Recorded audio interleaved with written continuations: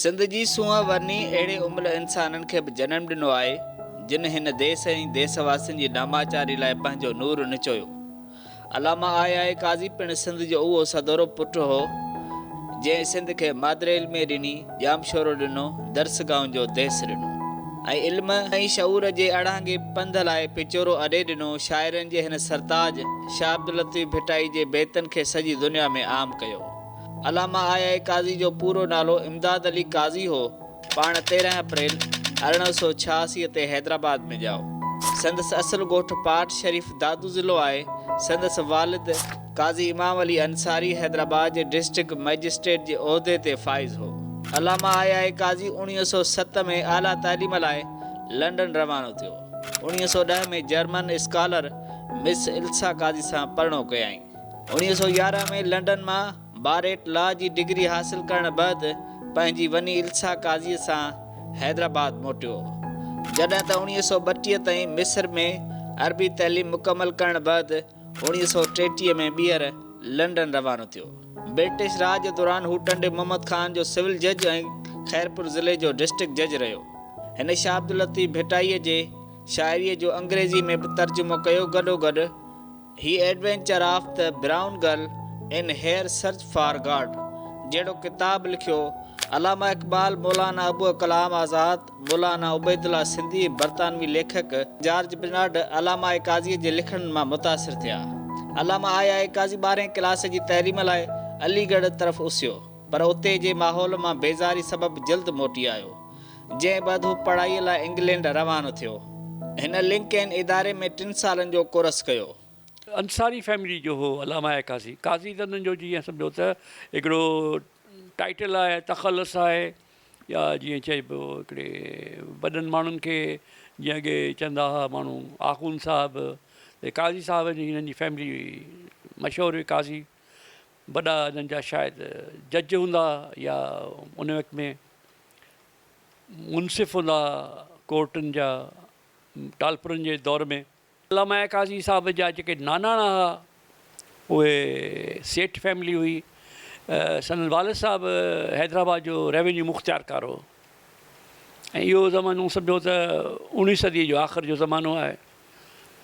ऐं हैदराबाद में उन्हनि जो जेको रिहाइश हुई उहा फ़क़ीर जे पिड़ में ठोड़े जी चाढ़ी, तव्हां ॿुधी हूंदी, फ़क़ीर जे पिड़ में ठोड़े जी चाढ़ी ते हुननि जो घरु हूंदो हो। अलामा काज़ी साहिब जी जेका सॼी तालीम थी प्राइमरी उहा घर में थी। पोइ इम्तिहान पास कयूं, वर्निकुलर जो इम्तिहान जेके पाण चवंदा आहिनि, फाइनल इम्तिहान घर में पास कयूं।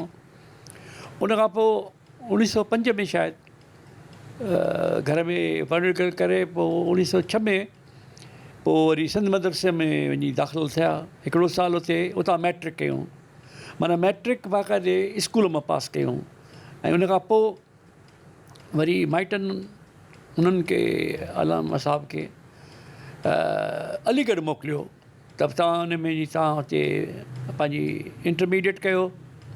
अलीगढ़ जो माहौल अलामा खे कोन वणियो, पोइ जल्दी मोटी आयो। पोइ तव्हां मोटी अची माइटनि खे चई त मां मुंहिंजो मासात जेके हिन जा नानाणा जेके मासात वारा, उहो हैदराबाद जी हिकिड़ी तमामु मुतमविल या हिकिड़ी शाहूकार फैमिली हुई, उहो सदाईं सेठ आहे।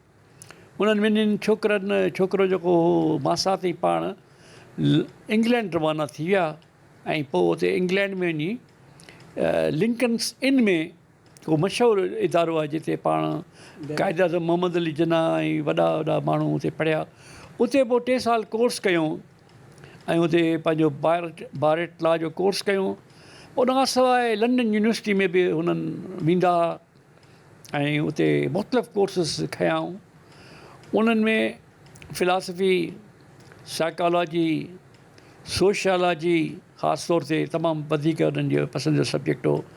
पर साइंस में एस्ट्रोनॉमी ऐं बॉटनी ऐं इन खां सवाइ मुख़्तलिफ़ मौज़ू जीअं इल्मुल इंसान आहे, एंथ्रोपोलॉजी, उन्हनि में घणी दिलचस्पी हूंदियूं आहिनि। पर कंहिं मख़सूस सब्जेक्ट में डिग्री वठण जो शौक़ु कोन्हनि। जीअं त वकालत जो इम्तिहान पास करे चुका हुआ त खेनि लॻो पिए त हू कानून जे शोबे में अचण जो शौक़ु हो ऐं प्रोफेसर थियण जो शौक़ु कोन हो। उते प्रोफेसर टॉमस आर्नल्ड हूंदो हो तमामु वॾो लंडन यूनिवर्सिटी में, उन जा लेक्चर ॿुधणु वेंदा उते यूनिवर्सिटी ऑफ लंडन में। उते वरी सदन मुलाक़ात छा त प्रोफेसर टॉमस आर्नल्ड वरी अलामा इक़बाल जो बि खे बि पंहिंजो शागिर्दु कयो, त ॿई उते साॻी हाल में गॾु वेठा हूंदा हुआ ऐं ॿई हिकिड़े ई उस्ताद जा शागिर्द रहिया आहिनि। पाकिस्तान जे वजूद अचण बैदि मुल्क अंदरि फ़क़ति पंजाब यूनिवर्सिटी मौजूदु हुई। मुल्क वजूद अचण खां अॻु सिंध जा अक्सर केतिरा ई शागिर्द बम्बई यूनिवर्सिटीअ में तालीम पिराइण वेंदा हुआ। विरहाङे बैदि 1947 में सिंध यूनिवर्सिटीअ जो बुनियादु कराचीअ में पियो, जंहिं बैदि 1951 में हैदराबाद मुंतक़िल कयो वियो। हैदराबाद शहर जे विच में वाक़िअ ब्रिटिश दौर जी हिन इमारत में हाणे हायर सेकेंडरी स्कूल हलंदो आहे, जेको मॉडल स्कूल ओल्ड कैंपस नाले सां सुञातो वञे थो। हीअ सिंध यूनिवर्सिटी जी उहा कराचीअ मां मुंतक़िली बैदि पहिरियों कैंपस हो, जंहिं करे उनखे अॼु बि ओल्ड कैंपस सॾियो वञे थो। सिंध यूनिवर्सिटी में पहिरियों शोबो डिपार्टमेंट ऑफ एजुकेशन वजूद में आयो, जेको हाणे फैकल्टी ऑफ एजुकेशन बणिजी चुको आहे। दरसगाहुनि जो ही देश अलामा काज़ी जी इन ख्वाब जी साबिया आहे, जंहिं इटलीअ जे शहर फ्लोरेंस खां मुतासिर थी जामशोरे लाइ हिकु ख्वाब ॾिठो। अलामा काज़ी सिंध यूनिवर्सिटीअ खे हैदराबाद खां जामशोरे छोपे खणी मुंतक़िल करणु चाहियो। 1955 जो उहो जामशोरो जिते न रोड हुआ न बिजली ॿी का सहूलियत, बसि जबलनि जा अणांगा पेचरा ऐं छुड़वाग हवाऊं हुयूं। उनखां अॻु अलामा काज़ी साईं GM सैयद खे रिथ ॾिनी त सन में यूनिवर्सिटी क़ाइमु कजे। अलामा काज़ी 1951 में सिंध यूनिवर्सिटीअ जो पहिरियों वाइस चांसलर मुक़ररु थियो, जेको 1958 ताईं उन उहिदे ते मुक़ररु रहियो। अहिड़ो ख्वाबु जेको सिंध जे तामीर लाइ या सिंधी मुस्लमाननि जे तामीर लाइ या ओवरऑल कुल जमायत मुस्लिमीन जेको उन वक़्तु तमामु तारीख़ जे वहिकरे में पुठिते रहिजी विया, उन्हनि जे लाइ उहो ख्वाबु हो अलामा काज़ीअ जो त इन्हनि खे असीं तरक़ी वठाए अॻिते पहुचायूं ऐं कंहिं मंज़िल ते पहुचायूं। उन जे लाइ हीअ जेका सिंध यूनिवर्सिटी जो क़याम आहे, या जेकॾहिं साईं GM सदे जेके अलामा साहिब जा ख़त आहिनि, जंहिंमें जेके हाणे मुरतब थी किताब आयो आहे सहाड़ जा सिंगार, या साईं जो पंहिंजो किताबु आहे कैज़ुअल पीप्स एट सोफिया, जेके डॉक्टर गफ़ार सुमरे साहिबु तर्जुमो बि कयो आहे। उन्हनि में जेकॾहिं तव्हां पढ़ंदो त साईं अलामा काज़ी हिन क़ौम जे माण्हुनि जी फ़र्दनि जी जेका तरबियत करणु चाहे थो, उहा सभ खां पहिरीं अख़लाक़ी तरबियत, तालीमी तरबियत, उन क़ौम खे अख़लाक़ ऐं तइलीम जे तरबियत सां कीअं तामीर कजे, इहा तरबियत चाहे थो। जंहिंजे करे जॾहिं सिंध यूनिवर्सिटी हिते रीलोकेट थी जामशोरे में पहुती त उते जेको पहिरियां डिपार्टमेंट खुलिया, उन्हनि पहिरियों डिपार्टमेंट एजुकेशन डिपार्टमेंट हो। एजुकेशन डिपार्टमेंट जो मक़सदु ई इहो हुयो, मूं वेझा साईं हैदर अली लगारी जे स्पेशली स्टडी वारे रूम में जेके तक़रीरूं साईं असांखे ॿुधाईंदो, रिकॉर्ड थियल हूंदियूं अलामा काज़ी साहिब जूं, त अलामा काज़ी साहिब जूं तक़रीरुनि में इहो बेजा चयल हूंदो हो ऐं हर दफ़े इहो चवंदो हो त हिन क़ौम खे पहिरियां जेका ज़रूरत आहे टू टीच द टीचर्स, यानी उस्तादनि खे उस्ताद बनाइण। जेसिताईं उस्ताद न बणिजी सघजंदा तेसिताईं कंहिं क़ौम जी तामीर नथी थी सघे।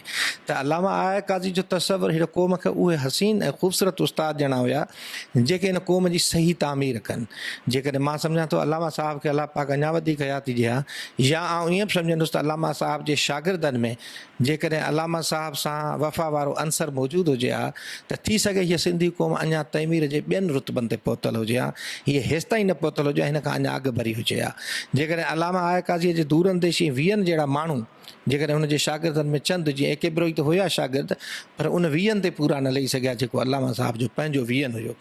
त उन 20 ते जेकॾहिं कुझु शागिर्द अलामा साहिब जा हुजनि हा, या उन्हनि शागिर्दनि जा शागिर्द बि हुजनि हा, इन तहरीक खे जेका तइलीम जी तहरीक हुई प्योर, जेका सिंध जे क़ौम जे क़ौमी तइमीर जी तहरीक हुई, उहा जेकॾहिं अॻिते वधे हा त हिन वक़्तु सिंध जी सूरत हाल तव्हांखे ॿी नज़र अचे हा। अलामा काज़ी न रुगो आला पाए जो तालीमदान हो, पर पाण हू वॾो हिकु मुफ़क्किर तारीख़दान तोड़े फ़िलासफ़र हो। हिन पंहिंजी अंग्रेज़ी किताबनि में दीन इस्लाम तोड़े अंबिया कराम तरफ़ां आलम इंसान जी भलाई लाइ आयल इनक़लाबी तब्दीलियुनि खे उजागर कयो आहे। हिन किताब में संदसि घुरा ख़्याल पढ़ंदड़ खे एतिरो बि मुतासिर कनि था जो हू काज़ी साहिब जे ॻोढ़नि वीचारनि वाखाण खां सवाइ रही नथो सघे। अलामा काज़ी सिंध यूनिवर्सिटी जो बुनियादु विझी सिंध जे नए नस्ल खे न रुगो आला तइलीम जे ज़ेवर सां नवाज़ण पे चाहियो, पर संदसि ख़्यालु हो त मादल इल्मी वसीले सिंधी नौजवाननि खे जदीद इल्मनि खां आगाह करे खेनि हिकु बहितर इंसान बणाइजे। अप्रैल 1951 में जीअं कराची मां सिंध यूनिवर्सिटी ठही त अप्रैल 1947 में कराची में हुई, पर उते सिर्फ़ु जेको आहे एग्ज़ामिनेशन या इम्तिहान वठण वारो इदारो तौरु कमु कंदी हुई। 1951 में जॾहिं कराची सिंध जी कैपिटल थी ऐं पोइ सिंध यूनिवर्सिटी खे हैदराबाद मुंतक़िल कयो, छाजे करे हैदराबाद सिंध जी कैपिटल हुई। सिंध असेंबली बि हेॾां आई ऐं सिंध यूनिवर्सिटी खे मुंतक़िल कयो वियो। त उहो बि अप्रैल जो ई महीनो हुयो ऐं 1951 में अलामा काज़ी हिते हैदराबाद में हुनजो पहिरियों वाइस चांसलर मुक़ररु थियो। ऐं उनखां पोइ अप्रैल जे महीने में ई सिंध हुकूमत जी तरफ़ां जेको अलामा साहब खे प्रोपोज़ल आयो त तव्हां यूनिवर्सिटी जे तमीर जे लाइ डिपार्टमेंट जी तमीर जे लाइ तव्हां स्कीम ठाहियो। ऐं उन स्कीम ते अलामा साहब एतिरो कमु कयो आहे जो ऑक्सफर्ड ऐं कैम्ब्रिज वञी विज़िट करे उन्हनि जो स्ट्रक्चर ॾिसी उन्हनि जा कीअं कॉलेज आहिनि, उहे कॉन्स्टिट्यूएंट कॉलेज आहिनि, अफिलिएटेड कॉलेज न आहिनि जेके असांजा मुख़्तलिफ़ जॻहियुनि ते आहिनि, पर constituent college which are very much part and parcel of the university asset. त उहे कॉलेज उन्हनि कॉलेजनि में 11 कॉलेजनि ते मुश्तमिल हिकिड़ो स्कीम ठाही ऐं उन जे लाइ 2 करोड़नि जी बजट उहा स्कीम जो तख़मीनो करे ऐं सिंध हुकूमत खे ॾिनो, जेको अॻे साल जी बजट में आयो ऐं उहे पैसा मिलिया। ऐं उनखां पोइ जेको आहे हिते अॾावतूं थियूं, हिते डिपार्टमेंट ठहियूं, फैकल्टी ठहियूं। ऐं पहिरीं जेका डिपार्टमेंट ठाही या डिग्री प्रोग्राम अलामा साहब शुरू कयो सिंध यूनिवर्सिटी हैदराबाद में ऐं पोइ जामशोर में, उहो आहे डिपार्टमेंट ऑफ एजुकेशन। ऐं उन जे लाइ उहो मक़सदु ॿुधाइनि था त इहो उहो वक़्तु हुयो जॾहिं हिकिड़ो नओं मुल्क ठहियो ऐं उन नए मुल्क जे लाइ सुठनि उस्तादनि जी, सुठनि प्रोफेसरनि जी ज़रूरत हुई। ऐं उन्हनि उस्तादनि ऐं प्रोफेसरनि जी तरबियत जे लाइ अलामा साहब एम.एड जो प्रोग्राम 1951 में शुरू कयो। ऐं पोइ वरी स्कूल जे सतह ते, कॉलेज जे सतह ते जेके उस्ताद पढ़ाइनि था उन्हनि जी बि तरबियत जे लाइ B.एड जो प्रोग्राम ऐं डिप्लोमा इन टीचिंग उहे प्रोग्राम शुरू कया विया। ऐं अॻिते हली डॉक्टरेट जो प्रोग्राम माना तहक़ीक़ जे बुनियाद ते PhD जो प्रोग्राम उहो बि एजुकेशन में शुरू कयो वियो। त इहे 4 प्रोग्राम 1951 खां 1953 ताईं। ऐं उनखां पोइ दीनियात, इस्लामिक हिस्ट्री, मुस्लिम हिस्ट्री, इस्लामिक कल्चर, छाजे करे ई जेको नओं मुल्क ठहियो उहो मुल्क इन ई कॉन्टेक्स्ट में ठहियो, इन ई थ्योरी ते ठहियो, इन ई कम्यूनिटी जे लाइ ठहियो। त उन जी बि जेका एजुकेशन आहे उहा अलामा साहब जे लाइ तमामु अहम हुई। ऐं उनखां पोइ वरी आर्ट्स जा जेके मुख़्तलिफ़ शोबा ठहिया, इहे शुरू जे 3-4 सालनि में अलामा साहब एजुकेशन फैकल्टी बि ठाही ऐं उन सां गॾु आर्ट्स फैकल्टी बि ठाही ऐं साइंस फैकल्टी बि ठाही। ऐं आर्ट्स फैकल्टी में सिंधी डिपार्टमेंट खां वठी उर्दू डिपार्टमेंट आहे, पर्सियन डिपार्टमेंट आहे, इंग्लिश डिपार्टमेंट आहे, अरबिक डिपार्टमेंट आहे, उनखां अलावा फ़लसफ़ो आहे, इकोनॉमिक्स आहे ऐं मैथमेटिक्स आहे ऐं साइकोलॉजी आहे ऐं ॿियूं काफ़ी आर्ट जा शोबा। ऐं उनखां अलावा अलामा साहब इन किताब में ॾिनल आहे जेको उनजी तक़रीर में मूं पढ़ियो आहे त हुननि चाहियो पिए त उन वक़्त ते असां जेके क़दीम ॿोलियूं आहिनि जीअं संस्कृत आहे, लातिनी आहे, यूनानी आहे, त उन्हनि जा बि शोबा हिन यूनिवर्सिटी में खुलनि। ऐं जेके जदीद ॿोलियूं आहिनि जीअं जर्मन आहे, फ्रेंच आहे, हिस्पानवी आहे, इतालवी आहे, त उन्हनि जा बि हिते शोबा खुलनि। पर उन्हनि जे लाइ उन्हनि खे उन वक़्त ते माण्हू न पिया मिली सघनि जेके अॻिते उन्हनि चयो त असां उहो प्रोग्राम मुलतवी करे ऐं फ्यूचर जे लाइ मुस्तक़बिल जे लाइ छॾियूं था, त इहे शोबा अॻिते हली खुलंदा। ऐं उन सां गॾु जेको 11 कॉलेजनि जो मनसूबो हुयो जंहिंजे लाइ 2 करोड़ मिलिया तमीरात थी, त उन्हनि मां 2-3 कॉलेज त असां ॾिसूं था जीअं इंजीनियरिंग कॉलेज हुयो ऐं मेडिकल कॉलेज हुयो, टंडुजाम में एग्रीकल्चर कॉलेज हुयो। पर बदकिस्मती सां अलामा काज़ी साहब जे वञण खां पोइ उहे कॉलेज बि सिंध यूनिवर्सिटी खां अलॻि थी विया, खसिजी विया। ऐं इहे कॉलेज सम्झो था त सिंध यूनिवर्सिटी जा जीअं पर हुजनि ईअं पर हुआ, छाजे करे इहे प्रोफेशनल डिसिप्लिन हुआ, प्रोफेशनल शोबा हुआ, उन ते वॾी इन्वेस्टमेंट हुई ऐं उते वॾो जेको आहे पोटेंशियल हुयो, टैलेंट हुयो जेको कंट्रीब्यूशन आलमी लेवल ते वञी सघे पियो। त उहे जॾहिं पर कटिजी विया त हाणे सिंध यूनिवर्सिटी छा उॾामे। हाणे असां वरी इंजीनियरिंग फैकल्टी ठाहियूं पिया, वरी मेडिकल फैकल्टी ठाहिण जी तरफ़ असां सोचूं पिया। त इहो जेको यूनिवर्सिटी जो अलामा काज़ी साहब जो विज़न हुयो उहो विज़न सॼो जो सॼो डिस्टर्ब थी वियो। अलामा काज़ी वाइस चांसलरशिप तां लथो त उन जी जेका निजी ज़िंदगी गुज़ारी उहा आम तरह सां ॿार वांगुरु न हुई। VC हो त हिन इंतिज़ामी कारोबार खे बि हलायो। हर हफ़्ते सिंध यूनिवर्सिटीअ जी ओल्ड कैंपस जे सेनेट हॉल में मुख़्तलिफ़ मौज़ूअनि ते लेक्चर ॾींदो हो। उहे संदसि लेक्चर यूनिवर्सिटीअ मां हिकु अख़बार हफ़्तेवार निकिरंदी हुई, टार्च उन्हीअ में शाया थींदा हुआ। संदसि तइलीमी अड़ांगे सफ़र दौरान परडे में पोइट सोसाइटी जो पिणु सरबराह रहियो। जॾहिं त परडे खां वापसी आयो, हिन चयो त मां नौजवाननि खे तइलीम जी सिख्या ॾेई सघां। साईं GM सईद खे अलामा काज़ी ख़त लिखिया, मूंखे अहिड़ी जॻह ॾियो त जीअं नौजवाननि खे तइलीम ॾियां। अलामा आया काज़ी उहो न चयो त मूंखे वाइस चांसलर बणायो, न को हेड मास्टर थियणु चाहियां थो। हिन चयो त मां पढ़ायां, उन्हनि खे सही इल्मु ॾियां। उन ई लाइ अलामा आया काज़ी पंहिंजो ज़ाती इदारो हलायो, जंहिंमें नवाब अकबर बुगटी, साईं जीएम सैयद जो फर्ज़ंद सैयद हैदर शाह उन्हनि खे पहाड़नि ते घुमाईंदो हो। उन जो मक़सदु हो त पढ़ाई रुगो किताबनि सां नथी अचे, फितरत खे पढ़णु घुरिजे। किताबनि में सिर्फ़ु लिखियलु आहे, उहे शयूं पाण ॾिसंदो तव्हांखे ख़बर पइजी वेंदी। हिन जो इहो मक़सदु हो त इन्हनि शागिर्दनि खे पाण सां गॾु वठी दुनिया ॾेखारिजे। बुनियादी तौर ते गाज़ी साहब पंहिंजी तबियत में जेको असां उन जे मुतलिक़ पढ़ियो आहे या ॾिठो आहे या उन जे अमल मां जेको महसूसु कयो आहे त हू पंहिंजे कम सां बे इंतिहा सचो, वक़्त जो पाबंद ऐं कम खे अहमियत ॾियण वारो शख़्स हो। उन जे हासिलात जे लाइ हुन घणियूं तकलीफ़ूं बर्दाश्त कयूं, शख़्सी तौर ते बि हुन ऐं फ़िक्री तौर ते बि हुन सख़्तियूं बर्दाश्त कयूं, पर हू पंहिंजे ख़्याल या पंहिंजे नज़रिए या पंहिंजे फ़िक्र या पंहिंजे मक़सद तां कॾहिं बि न हटियो। हू बुनियादी तौर ते पंहिंजे फ़िक्र में ॾाढो मज़बूत शख़्स हो, जंहिंजे नतीजे में ई अॼु सिंध खे या पाकिस्तान खे हिकु तमामु वॾो इल्मी इदारो मिली सघियो। असां जॾहिं ॾिसूं था त काज़ी साहब जा ख़त पढ़जनि था, काज़ी साहब जा लेक्चर बि ॾिसजनि था, काज़ी साहब जा लेक्चर ॿुधजनि था, पढ़जनि था, या उन जे मुतलिक़ उन दौर जा उन जे हमअसर या उन जे शागिर्दनि खां जॾहिं ॿुधिजे थो त हू इल्म जो बेबहा हिकिड़ो ख़ज़ानो हो, जंहिंमें हुन सिंध ख़ासि तौर ते हुन जो जेको फोकस हो उहो इंसान, इंसानियत ऐं धरतीअ सां कमेंटमेंट ऐं उन सां लाॻापियल ज़रियनि जी मालिकीअ हुन जो बुनियादी फ़िक्र जो नुक़्तो हो। ऐं हुन जो मुख़्तलिफ़ मज़हबनि ते बि तमामु घणो अबूर हो, उन जे बारे में बि हुन घणो पढ़ियो। शाह लतीफ़ जे हवाले सां, मुख़्तलिफ़ फ़िक्रनि जे हवाले सां बि हुन जो तमामु घणो ॼाण हुई, जंहिंमां इहा शइ साबित थिए थी त गाज़ी साहब पंहिंजी शख़्सियत ऐं पंहिंजे फ़िक्र में हिकु बामक़सद माण्हू हो, जंहिं पंहिंजी ज़िंदगीअ खे कंहिं मक़सद जे लाइ इस्तेमालु करणु चाहियो पिए। ऐं इहो ई हुन जो बुनियादी ज़िंदगीअ जो मक़सदु हो त ज़िंदगीअ खे कंहिं बामक़सद तरीक़े सां गुज़ारणु घुरिजे।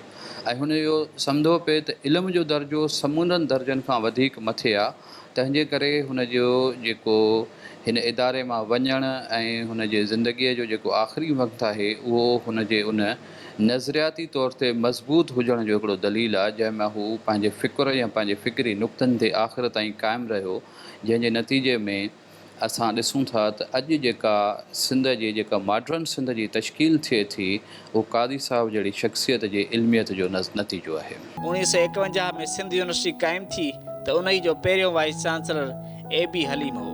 उन ई करे हुन कराची यूनिवर्सिटीअ जो वाइस चांसलर थियणु पसंदि कयो। अलामा आया काज़ी खे चयो वियो त तव्हां वाइस चांसलर थियो। पाण 8 साल ताईं वाइस चांसलर रहिया। अलामा आया काज़ी जो मुदो पूरो थियो त तॾहिं वाइस चांसलर मुक़ररु करण जा तरीक़ेकार ई ॿियो हो। उन ई दौरान प्रोफेसर वोट कंदा हुआ त वाइस चांसलर मुक़ररु थींदा हुआ।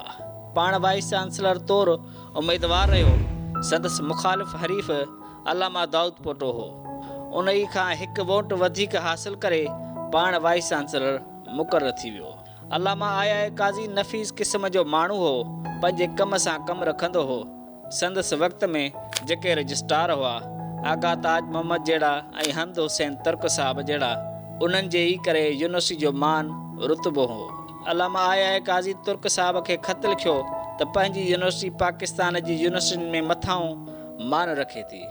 उहो सिर्फ़ु उन ई करे त उन जे इम्तिहाननि जी सीक्रेसी रखिजे थी। इम्तिहाननि में पेपर आउट नथा थियनि, पैसे ॾोकड़ जी ॾेती लेती नथी थिए। इम्तिहाननि जा नतीजा ओल्ड कैंपस में लाउड स्पीकर ज़रिए ॿुधाया वेंदा हुआ। अलामा आया काज़ी जॾहिं वफ़ात करे वियो त लिखी वियो, जंहिं बंगले में आउं रहां थो उनखे म्यूज़ियम ठाहियो अचे। अलामा आया काज़ी सिंध यूनिवर्सिटीअ खे टीचिंग यूनिवर्सिटी ठाही, पोइ रेज़िडेंट यूनिवर्सिटी ठाही। हैदराबाद जो सिटी कॉलेज तॾोको SK हाई स्कूल आहे। वाइस चांसलर हो त हुन इंतिज़ामी अमूर बि संभालिया ऐं हर हफ़्ते सिंध यूनिवर्सिटी ओल्ड कैंपस जेको आहे असांजो हैदराबाद शहर वारो, उन में हिकिड़ो सेनेट हॉल आहे। हुनखे सेनेट वॾो हॉल आहे, हुते लाइब्रेरी हूंदी कंहिं ज़माने में। जॾहिं अलामा साहब वाइस चांसलर हो तॾहिं बि लाइब्रेरी हुई, पोइ बि लाइब्रेरी रही। पोइ जॾहिं यूनिवर्सिटी खजी वई, ट्रांसफर थी वई होॾां पंहिंजो जामशोरे, त पोइ वरी लाइब्रेरी होॾां हली वई। इहो वॾो हॉल आहे हिते। उते ई लेक्चर ॾींदो हुओ ज़िंदगी जे मुख़्तलिफ़ पहलुअनि ते, साइंस ते, मज़हब ते, थियासाफ़ी ते, फ़िलासफ़ी ते तमामु ज़बरदस्त मज़मून हूंदा हुआ, लेक्चर हूंदा। उहे वरी हिकिड़ी अख़बार निकिरंदी हफ़्तेवार टॉर्च यूनिवर्सिटी में ई, उन में उहे शाया थींदा हुआ। अलामा साहिब जो को लिखियलु किताब रुगो हिकिड़ो ई मिलियो आहे जेको पाण लिखियो एडवेंचर्स ऑफ ब्राउन गर्ल इन हर search for God.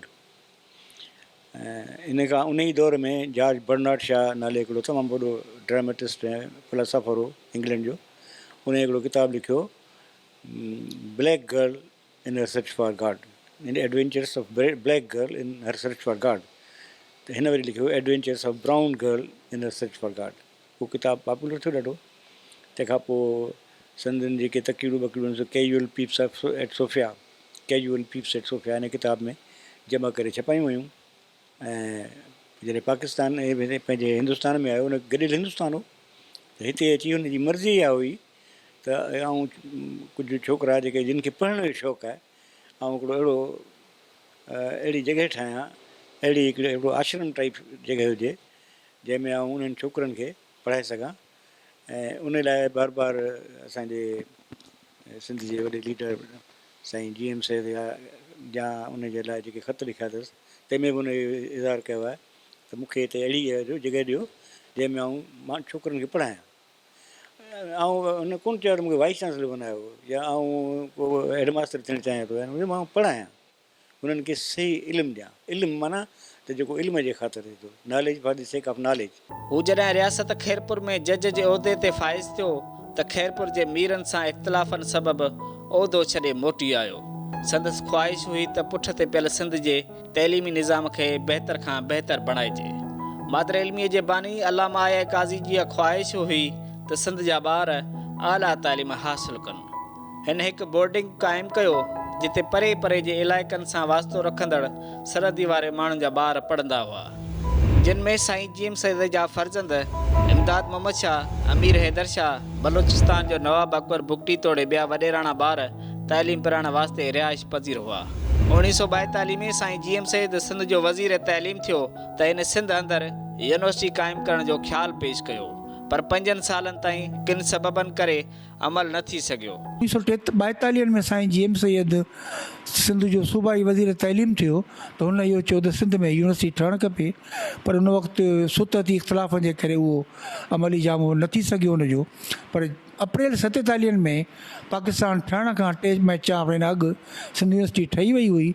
AB haleem हुनजो वाइस चांसलर हो। पर जीअं पाकिस्तान ठहियो त उन्हनि कराचीअ खे सिंध खां अलॻि करे छॾियो ऐं अलॻि करे AB हलीम खे चयूं तूं कराची यूनिवर्सिटी जो वाइस चांसलर थी। अलामा आया काज़ी खे मुक़ररु कयो वियो सिंध जो वाइस चांसलर यूनिवर्सिटीअ जो, ऐं खेसि चयो वियो त हाणे हैदराबाद हलिया वञो। हाणे उन वक़्तु सिंध यूनिवर्सिटी जी पोज़ीशन छा हुई, फ़क़ति 2 कॉलेजुनि, हिकिड़ी हैदराबाद जी कॉलेज DJ कॉलेज ऐं हिकिड़ी शिकारपुर जी कॉलेज, माना बोर्ड जे जहिड़ो हुउसि, फ़क़ति इम्तिहान वठण वारो। पर हुन इहो जेको स्कूल आहे एल्सा काज़ी कैंपस, इहो दीवान पिरबदास जो नवोदय हाई स्कूल हो। उन में हुन अलामा साहिबु हुन खे पहिरीं त डिपार्टमेंट खोलियईं, तदरीसी अमलो कीअं क़ाइमु कजे, मुख़्तलिफ़ डिपार्टमेंट, सिंधी डिपार्टमेंट, ऐं पोइ सुतती महीने खनि में हुन लिखी मोकिलियो गवर्नमेंट खे त असांखे न्यू कैंपस लाइ पैसा ॾिना वञनि। न्यू कैंपस लाइ हुन ज़मीन पसंदि कई जाम शोरे जी, हालांकि हुनखे चयो वियो त तूं 12 नंबर लतीआबाद में, पर हुन चयो न हीअ थिए। हाणे अवां पाण तसवुरु करियो त हू केॾो सादो माण्हू हो ऐं केॾी हुनजी दूर निगाह हुई। जेकॾहिं लतीआबाद में उन वक़्तु ठहे हा त जेके बाद में हालात थिया, सिंधी माण्हू त तइलीम न वठी सघंदा। पर हुन पाकिस्तान जी हीअ पहिरीं न्यू कैंपस जेका कर सिंध यूनिवर्सिटी आहे, जंहिंमें डिपार्टमेंट्स ठहिया, रिहाइशी हॉस्टलूं ठहियूं। पाण एॾो सादो माण्हू हो जो 37 सिविल लाइन्स हैदराबाद में रहंदो हो, गाॾी न वरितई यूनिवर्सिटी ग़रीब आहे, विक्टोरिया गाॾी किराए जी उन में चढ़ी यूनिवर्सिटी वेंदो हो। ऐं जॾहिं लंडन वियो पिए, जर्मनी वियो, त जॾहिं वापसी में चयूंसि त तूं यूनिवर्सिटी जे कम सां वियो आहीं, तूं भाड़ो वठि, चई आउं त घुमणु वियो हुउसि, आउं तव्हांखां भाड़ो न वठंदुसि। इहे अहिड़ा माण्हू आउं सम्झां थो त हाणे ॾीओ ॻोल्हे खणी ॻोल्हियूं त बि कोन मिली सघंदा।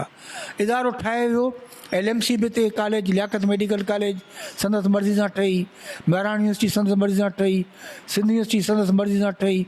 अॼु ॾिसो सिंध यूनिवर्सिटी हिकु बहितरीनु इदारो जी शिकिल में असां वटि मौजूदु आहे, जंहिंमें हज़ारे छा लखें शागिर्द पढ़ी चुका आहिनि। हिन वक़्तु 50,000 शागिर्द पढ़नि पिया। इहो सॼो क्रेडिट अलामा आया काज़ी खे थो वञे। पर ज़रूरत न ॻाल्हि जी आहे त हीअ जेके वाइस चांसलर अचनि था तिन खे अलामा आया काज़ी जे ज़िंदगीअ खे मिशन खे आॾो रखी पोइ कमु करणु खपे। सिंध यूनिवर्सिटी वजूद में अचण बैदि वॾे तइदाद में डिपार्टमेंट्स क़ाइमु थिया, जॾहिं त शागिर्दनि तोड़े शागिर्दियाणियुनि उस्तादनि जी रिहाइश लाइ वॾे अंग में हॉस्टलूं ठहियूं। अलामा आया काज़ी ज़ाती तौरु सादगी पसंद इंसान हो। संदसि रिहाइश 37 सिविल लाइन हैदराबाद में पंहिंजी ज़ाती रिहाइश खां अंदरि रहंदो हो। हिन यूनिवर्सिटीअ खां सरकारी गाॾी न वरिती, घोड़नि वसीले हलंदड़ विक्टोरिया गाॾीअ ते सफ़र कंदो हो। परॾेही दौरनि जा ख़र्च बि सरकार खां न वठंदो हो। संदसि कोशिशुनि सां लियाकत मेडिकल कॉलेज तोड़े मेहरान इंजीनियरिंग कॉलेज वजूद में आया। अलामा आया काज़ी साहिबु हिकिड़ी रूहानियत जे दग जो माण्हू हो, पर तव्हां ॾिसंदो त हुन पंहिंजे उन पासे खे एतिरो उनजी तशहीर न कई, उनखे एॾो आम न कयो।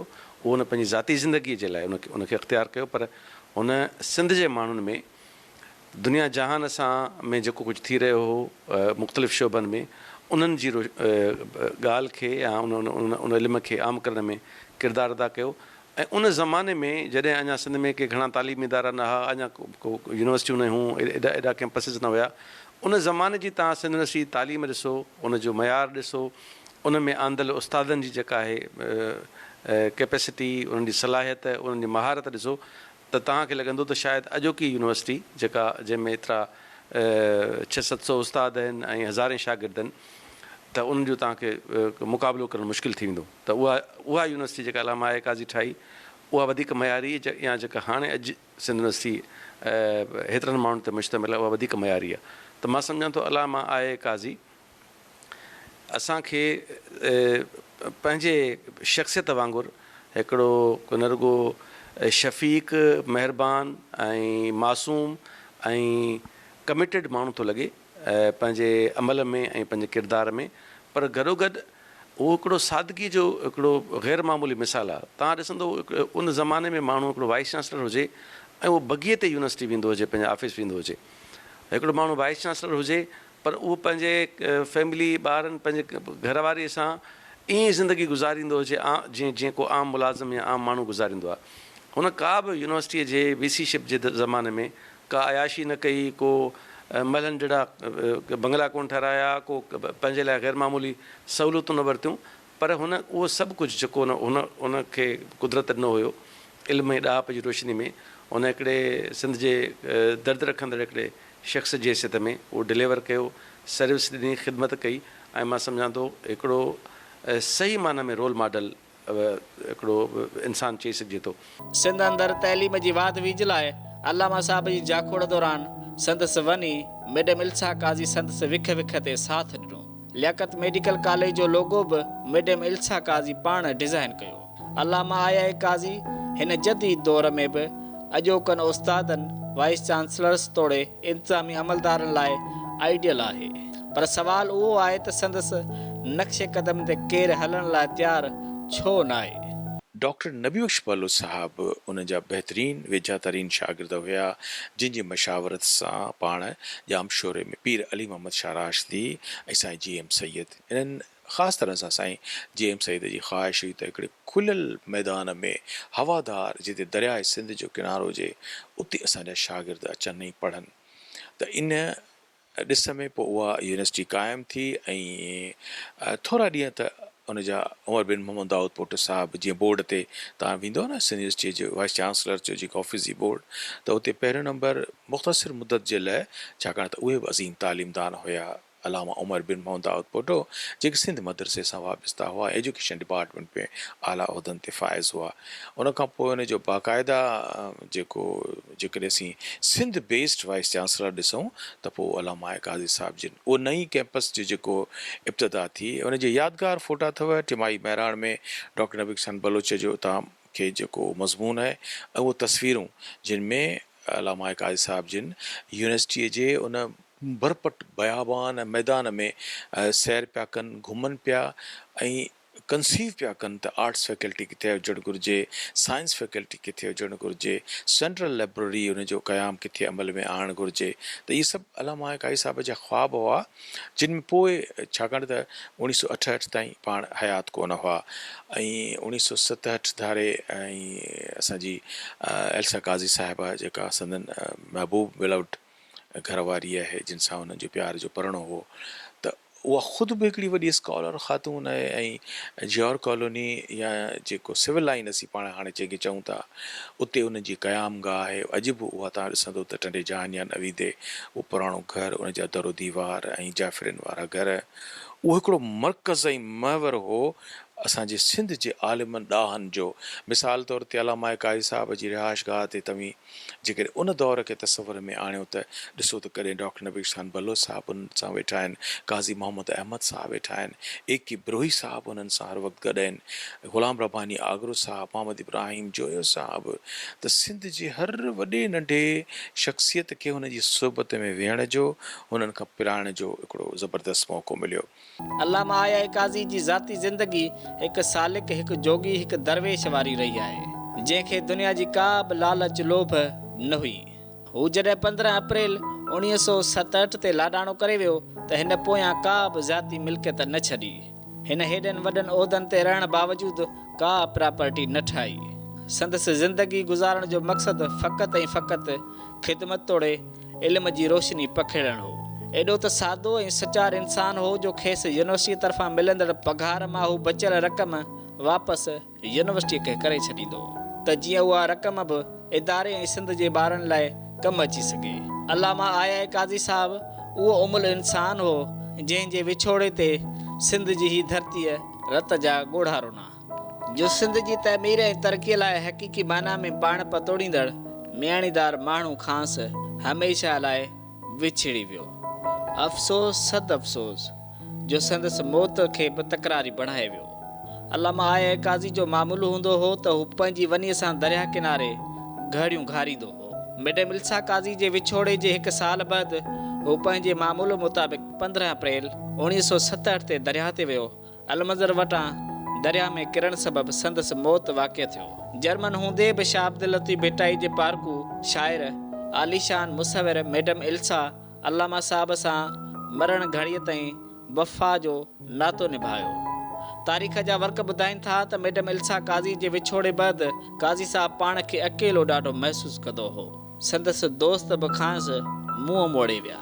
अल्लामा आया काज़ी जी पंहिंजी जेका घरवारी आहे मदर इल्सा काज़ी, उन सां जेको हुनजो मोहबत जो जेको मिसाल आहे उहो बि को मिलणु बेहदि मुश्किल आहे, छाकाणि त उहो ज़िंदगी में पंहिंजे हिक ॿिए सां हिकिड़ा जुड़ियल रहिया ऐं फ़ौत थियण खां पोइ बि हुननि जी जेका पाण में मज़ारूं आहिनि उहे हिकिड़ी मोहबत जूं ऐं इश्क जी अलामत बणियल आहिनि। अल्लामा आया काज़ी जे हवाले सां असां वटि हूअं त हीअ जेका जामशोरे जी कैंपस आहे उहा बि अल्लामा काज़ी यूनिवर्सिटी अल्लामा काज़ी कैंपस जे तौर ते मशहूरु आहे। उनखां अलावा जेका उनजी सेंट्रल लाइब्रेरी आहे उहा बि हिकु मॉडल आहे उनजी शख़्सियत खे उभारण में या उनखे मञता ॾियण लाइ सिंध यूनिवर्सिटी वारनि जो जेको वॾे में वॾो इदारो आहे अल्लामा आया काज़ी सेंट्रल लाइब्रेरी। उनखां अलावा उनजो रिसर्च सेंटर आहे जेको अल्लामा काज़ी ते जेको कमु पियो करे, उनजे मुख़्तलिफ़ पहलुअनि ते कमु पियो करे। हुन वक़्तु ज़रूरत उन ॻाल्हि जी बि आहे त उहो जेको इदारो क़ाइमु कयो वियो आहे, सिंध यूनिवर्सिटी क़ाइमु कयो वियो आहे, उनजी जेका बजट आहे या सिंध हुकूमत खे बि घुरिजे त हेॾे नाले वारी शख़्सियत अल्लामा काज़ी जे हवाले सां जेको इदारो क़ाइमु कयल आहे अल्लामा काज़ी रिसर्च सेंटर, उनखे फ़ाल कयो वञे, उनजी बजट खे वधायो वञे ऐं हुन जा जेके मुख़्तलिफ़ पहलू आहिनि या उनजा मुख़्तलिफ़ किताब आहिनि या उनजो जेको थियल कमु आहे उन ते बि कमु करायो वञे त जीअं हुनजे अलामा काज़ी जी शख़्सियत खे अञा बि उभार अची सघे ऐं अञा बि हुनजे शख़्सियत में जेके लिकल पहलू आहिनि उहे ज़ाहिर थी आम माण्हू ताईं पहुचनि त जीअं असांजे लाइ हिकिड़ो लाभाइतो किरदारु बणिजी सघे। जॾहिं सिंधी यूनिवर्सिटी जो नालो खजंदो आहे त उन सां जुड़ियल कुझु शख़्सियतूं ऑटोमेटिकली ज़हन में ईंदियूं आहिनि। हीअ जेकी जामशोरी जी कैंपस आहे उहा उनजो फाउंडर आहे अलामा काज़ी ऐं उनजी जेकी वनी एल्सा काज़ी, इहे ॿ अहिड़ी शख़्सियतूं आहिनि जिन हिन न रुॻो इलाइक़े में इल्म जी रोशनी फैलाई ऐं उहो कॉन्सेप्ट ॾिनो ऐं हिते इदारा ठाहिण जी शुरूआति कई, बल्कि उहो उनजी लाइफ ख़ुदि पंहिंजी एॾी हिकिड़ी शानदार, एॾी हिकिड़ी सिस्टमेटिक, एॾी हिकिड़ी डिसिप्लिन में रही आहे। छो त मूंखे इहो मौक़ो मिलियो जॾहिं सिंधालॉजी में मां म्यूज़ियम इंचार्ज हुयुसि त असीं अलामा काज़ी साहब जो कार्नर ठाहियो पिए त उनजा जेके ज़ाती इस्तेमालु हेठि जेके सामान हुया उनमें उनजो कपिड़ा, ड्रेसिंग, बूट, उनजी पेंटिंग्स, ॿियूं कलेक्शन्स, मां पंहिंजो पाण खे ॾाढो ख़ुशि थी पियो उन वक़्तु महसूसु कयां त एॾी वॾी शख़्सियत जा जेके इस्तेमालु हेठि जेके शयूं हुयूं उन्हनि खे असां उते डिस्प्ले बि कयोसीं ऐं उते सॼी टीम हुई असांजी जॾहिं शौकत शुरो साहिबु ऐं उन बदर सिद्दीकी साहिबु हुयो ऐं मैडम रज़िया तारिक, ज़ाहिद कलड़ो, इहे खजी। पर असां खोड़ सत्रहं वारा कार्नर ठाहियासीं। पर हिन कार्नर ठाहिण जी ख़ूबी आहे त उन में असां लिखंदे ॾाढो फ़ख़ुरु महसूसु कयोसीं त founder of university Jamshoro campus, त उनजी हिकिड़ी बुनियादु रखियो वियो। ऐं ॿियो institute of art and design वक़्तु ब वक़्तु अलामा काज़ी जी शख़्सियत, उनजे कम, उनजे कंट्रीब्यूशन ते असीं नौजवाननि खे आर्ट एंड डिज़ाइन जे पारां वक़्तु ब वक़्तु अहिड़े क़िस्म जा प्रोग्राम तरतीब ॾींदा आहियूं जंहिंमें अलामा काज़ी साहब जी शख़्सियत ते नौजवान पंहिंजो पेंटिंग कनि, उन्हनि जे बारे में ॻाल्हि ॿोल थिए ऐं उनजे हिकिड़े कॉन्सेप्ट जी ॻाल्हि थिए। त मां सम्झां थो अहिड़ियूं शख़्सियतूं जेके तारीख़ साज़ शख़्सियतूं आहिनि जिन जे करे हीअ एरिया सभु इल्म जी रोशनी सां वाजियल। अॼु जामशोरो जेतिरी बि हिते ॿिया इदारा ठहिया त केतिरियूं यूनिवर्सिटियूं ठहियूं, 4-5 यूनिवर्सिटियूं तव्हांजे साम्हूं आहिनि। ऐं हिन यूनिवर्सिटी जेकी यूनिवर्सिटी आहे मदर यूनिवर्सिटी आहे न सिर्फ़ु सिंध में बल्कि खोड़ सत्र इलाइक़े पंजाब बलूचिस्तान जा जेके हिन यूनिवर्सिटी सां वाक़ाबिल हुया। त अलामा काज़ी शख़्सियत अॼु जे नौजवान खे इहो सम्झणु ज़रूरी आहे त हिकिड़ो डिसिप्लिन ज़िंदगी छा थींदी आहे, कमिटमेंट छा थींदी आहे। ऐं एॾो ॿाहिरि हिकिड़ी शख़्सियत उनखे पढ़ण जो मौक़ो मिलियो, ॿाहिरि वियो, उते रहियो ऐं उनजी वाइफ जेकी जर्मन हुई ऐं उन बि हिते अची करे हिन ज़मीन खे कीअं ओन कयो। ऐं उनजो सभ खां वॾो कंट्रीब्यूशन इहो आहे त हुन शाह अब्दुल लतीफ़ भिटाई जी शाइरी खे उन दौर में ट्रांसलेट कयो ऐं इहो प्रिंट करे पूरी दुनिया में हिकिड़ो मैसेज ॾिनो। छो त शाह अब्दुल लतीफ़ भिटाई हिकिड़ो आलमी हिकिड़ी शख़्सियत आहे, हुन पूरी दुनिया जे लाइ शाइरी कई आहे। पर हुनजो जेको प्यार आहे, मोहबत आहे, यकीनन पंहिंजी धरती सां आहे। पर हुन सॼे आलम खे, इंसान खे हमेशह अॻिते आंदो आहे। ऐं मां सम्झां थो त मैडम एल्सा काज़ी जॾहिं पढ़ियो हूंदो यकीनन हू ख़ुदि मुतासिर थी हूंदी ऐं हुन ज़रूरत महसूसु कई हूंदी त हीअ जेको मैसेज आहे उहो छो न दुनिया में वञे। अल्लामा काज़ी सिंध जो असली आशिक़ हो, सिंध जो फर्मा बरदार सदोरो सबा जहिड़ो पुटु हो। उहो इश्की हो जंहिं खेसि सिंध जी तइलीम लाइ हेॾा कशाला काटिया ऐं हू सिंध जे हक़ीक़ी वॾे रवई यानी वॾो हो। हू असली मुर्शिद हो जंहिं लखे शागिर्दनि जी सूरत में मुरीद पैदा कया। पर सिंध जे सभ खां वॾी दरसगाह जे आगुर में क़ाइमु हीअ दरगाह वीरान आहे। अॼु हिन मज़ारनि ते मोहबत जा गुल छटण वारो को बि नाहे, छो जो क़ौम पीराणी दरगाहनि ते पढ़ बासण में मसरूफ़ आहे। हिन क़बरुनि खे न अक़ीदत घुरिजे, न ई ॻोढ़ा तलबिन थियूं, न ई हिननि खे गुलनि जी चादर ईअं पढ़नि जीअं घुर्ज आहे। हिननि मुक़बरनि में मदफून वजूदनि जे रूह खे सुकून घुरिजे, जेको फ़क़ति ऊंदहि राति में इल्म जी नुंहं ॿारियल ॾींहनि। सिंध अंदरि अमुन आहिस्ती जहालत जे अंजाम, कूड़नि ख़ुदानि जी परस्तश जे ख़ात्मे, बेईमानी जे अंत बैदि ईमान जी ताज़गी वसीले ई मिली सघे थो। छा सिंध जो नओं नसुल अल्लामा काज़ी तोड़े मैडम एल्सा काज़ी जे रूह खे सुकून ॾींदो या ईअं तड़पाईंदो रहंदो? कैमरा टीम नियाज़ मल्ला, शफ़ात मुआनी सां गॾु इमाम अली भलाई, KTN न्यूज़, हैदराबाद।